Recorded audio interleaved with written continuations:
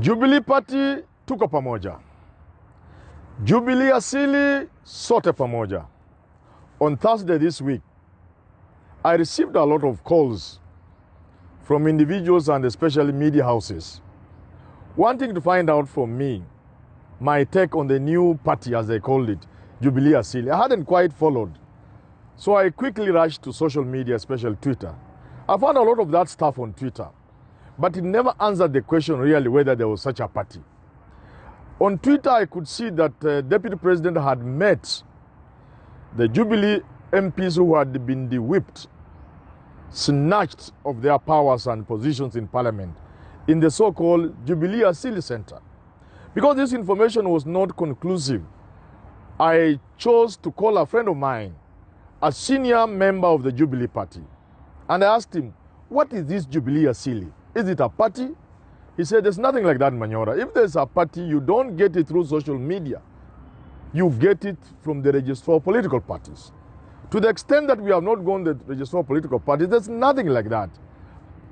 Then when I prodded him further, I said, however, because we were kicked out of the Jubilee head office, because of being kicked out of the Jubilee Party, and wanting a place where we could sit, we set up a hustler center, what is now being called the Jubilee Asili Center. But it's not a political party. So I tried to push him into something, but I couldn't get anything out of him. But as we were ending the call, he asked me, how if we were to start a political party? Doesn't that sound to be a good name? Jubilee Asili? I said, oh, it's a wonderful name. In fact, I'll be a member of the party. And that's how we ended our conversation. The following day morning, I had Caleb Kostani, the man who should be the Deputy Secretary General, especially now that the Secretary General is unwell. Tuju get well soon, we pray for you, and we know you will recover. Kostani is Tuju's deputy. He's the one who is supposed to be deputizing, but somehow he's a member of that Jubilee Asili Hustler Center. On TV, Friday morning, he was saying only the deep state can stop them from registering Jubilee Asili. And he said something else, pushed by the host, the show host, to explain why. He says, you see, Jubilee does not carry the dreams, the aspirations we had. So we could be putting up this center from where we could continue pursuing the Jubilee dream. Pushed further, he said, that look at it this way. These guys are even inviting small players into Jubilee. People with 1 MP, half an MP. Then I got thinking, and even the host, I think, asked him, but I thought you set up Jubilee to bring all players together. So if Uhuru is bringing more players, what is wrong with that? David Murade at Atwoli's home said they are going to put up one big home that will bring many people together. So I don't know why they would be fighting, but they know their own things. Now, on the Thursday, I was being asked these questions about Jubilee Asili Party. I received a message, a text message from a boy and a young man who works with me. It was rather intriguing. If an injury has to be done to a man, it should be done so severe that his vengeance need not be feared. That's Machiavelli. So I called this young man, and just before I went to bed, what do you mean? And I think Jubilee should listen to this, especially the Kieleweke handshake BBI team. He explained to me, and I agreed with him, that if you are dealing with somebody, and there's every chance that if you try to injure him, and you don't do so successfully, he can come for you. And this, according to this young man, and which I think I agree with, is what is playing out in the country. That Uhuru and his people, especially his brother Raila Odinga, have been hitting at Ruto in installments. Ruto has never hit back directly. He has hit back through other players. But think of it this way. This time he has come up in the open at that Asili Center. And like I've explained, they are not hiding the fact that this can go into a fully blown political party. So what is the take home? What is the take home from this 4-year silly thing? And I'm trying to address myself to the handshake team, the BBI team, the Uhuru team. Apart from what the young man has said about incremental and installment things you are delivering to Ruto, you must know that Ruto has said to you openly, I'm not the boy you think I am. I am a man, a challenging man. Don't play to me. That Jubilee Asili thing is done in a manner that is what the boys say, utadu. Now, Uhuru Kenyatta and your team, you have been proactive. You have been hitting at Ruto and he has been silent. At the very best, he has responded through his generals, his lieutenants, his small boys. Ask yourself this.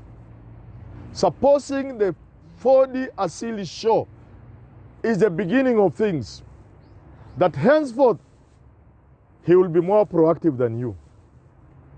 When you begin to react, because you don't know what he can do, I agree with the young man. I agree with the young man that your approach towards dealing with William Samoei Ruto may come to haunt you. And I'm not saying you hit him. That's the worst he can do. And this can very easily happen. I have advised Ruto and his people have dismissed me, but they could end up doing it. Supposing Ruto decided to resign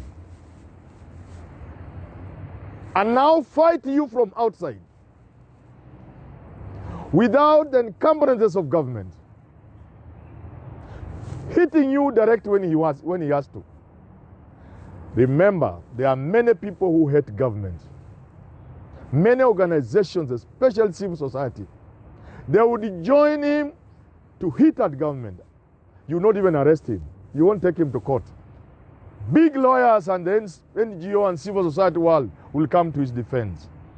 And it will not be the first time progressive forces are working with the people you don't want to see as clean.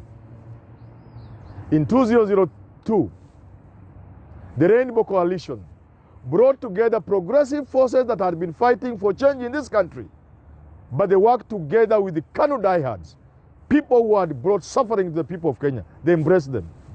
Ditto 2007, as Raila was walking to State House, he marched together with the people with dubious character. And it's not only in Kenya. In 1989, Achebe tells us, when Nigerians had a chance, I think 89 or something like that, a chance to bring back a civilian government, people thought the progressive young people are going to come up. What did they do? They went to fish all the people, Kinazik, all the politicians of the 1960s, the politicians who had brought Nigeria to its knee. They wanted to use them to climb to power. Read the trouble with Nigeria. So it won't be strange that so-called progressive forces may work with William Samoei Ruto. So this young man, I think he was right, that the undoing of the handshake team may be the incremental, the installment manner in which they are dealing with William Samoei Ruto. You have removed your cards. He has seen so many of them. Do you know the cards he has? And that's what I've always said, that in this country, we need to work together. Instead of people having cards under the table, famously explained by the late Wamaula Kijana, that you are with the people on a table, they are having dangerous cards under the table. You don't know who has the dangerous cards. I think for this country's time, the players work together. I was doing an interview recently, and somebody was pressing me into a meeting that if everybody worked together 2022 for 5 or 10 years, that will be bad. It will be the death of democracy. I told him, no. We can work together as a team and as a country. Suspend what you call competitive politics, if it is what you call democracy, so long as it is the interest of the country. And because of what I'm now seeing, let's avoid this and work together. Let people work together. That working together may be more useful to this country. It may assure us a better future than trying to fight. And if we must still fight, the young man's advice must still hold. Remember, the young man's advice is, if you are dealing with a man who, if you hit him, but not hard enough, will hit you very hard. One way of ending this story is to bring it to some conclusion. Some conclusion. And I've said before, if the president feels that the future of this country is more important than supporting his deputy, Moi did it. Uhuru can do it. He can call William, say, William, you are my friend, yes, but the future of this country requires that for the time being you suspend your ambition. Let's build a Kenya together with you and other players. You may be president of this country, but maybe sometimes. But 2022, in the interest of this country, in the future of this country, let's have so and so, or let's go in this direction. And I think this is okay for this country.